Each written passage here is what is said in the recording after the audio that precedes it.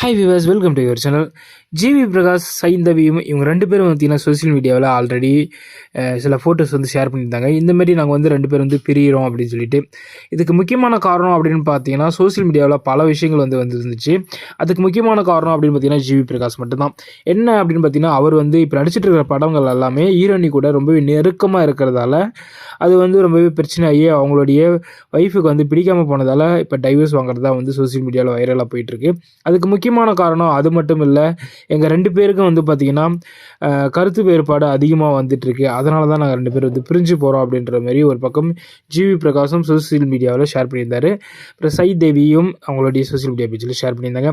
அது மட்டும் இல்லாமல் இப்போ சமீப காலமாக வந்து பார்த்திங்கன்னா சோஷியல் மீடியாவில் இன்னும் ஒரு சில விஷயங்களும் போயிட்டுருக்கு.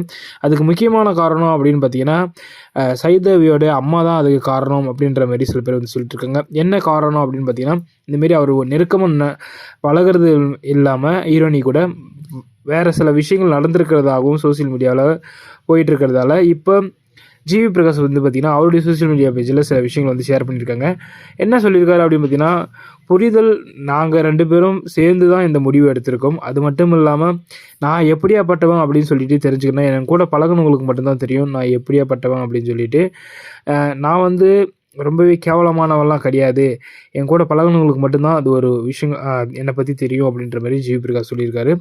அது மட்டும் இல்லாமல் ஒரு பற்றி பேச தமிழ்நாட்டில் எல்லாருக்குமே உரிமை இருக்குது தான். ஆனால் நீங்கள் இந்த அளவுக்கு பேசக்கூடாது. ஏன்னா அவங்களுக்குள்ளே என்ன நடந்திருக்கு அவங்களுக்கு தான் தெரியும். அதை பற்றி சோஷியல் மீடியாவில் ரொம்ப தப்பாக பேசுகிறத ஃபஸ்ட்டு ஸ்டாப் பண்ணுங்கள் அப்படின்ற மாதிரி பார்த்தீங்கன்னா ஜிவி பிரகாஷ் வந்து ரொம்பவே ஃபீலிங்காக வந்து சொல்லியிருக்காரு. ஜிவி பிரகாஷ் இந்த சைதேவியும் இவங்க 2 பேரும் பிரிஞ்சிருக்கிறத பற்றி நீங்கள் என்ன நினைக்கிறீங்க? உங்களுடைய கருத்து என்ன அப்படின்னு சொல்லிட்டு மறக்காமல் கமெண்ட் சொல்லுங்கள்.